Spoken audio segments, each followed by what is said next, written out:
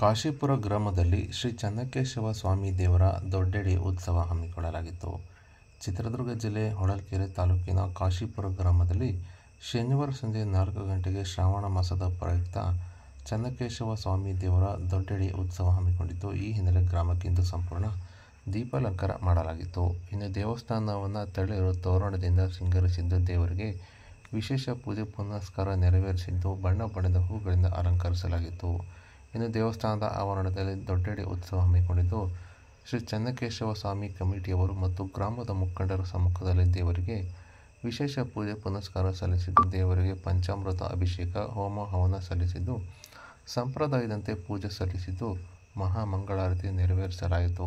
ಇನ್ನು ದೇವಸ್ಥಾನದ ಆವರಣದಲ್ಲಿ ದೇವರನ್ನು ಹೊತ್ತು ಪ್ರದಕ್ಷಿಣೆ ಹಾಕಿ ದೊಡ್ಡೆಡಿ ಉತ್ಸವ ನೆರವೇರಿಸಿದ್ದು, ನಾನಾ ಭಾಗದಿಂದ ಬಂದಂಥ ಭಕ್ತರು ಶ್ರೀ ಸ್ವಾಮಿಯ ದೊಡ್ಡೆಡಿ ಉತ್ಸವದಲ್ಲಿ ಪಾಲ್ಗೊಂಡು ದೇವರ ದರ್ಶನ ಪಡೆದು ದೇವರಲ್ಲಿ ತಮ್ಮ ಇಷ್ಟಾರ್ಥ ಸಿದ್ಧಿಗಾಗಿ ಪ್ರಾರ್ಥನೆ ಸಲ್ಲಿಸಿದ್ದು ಕಂಡುಬಂದಿದೆ.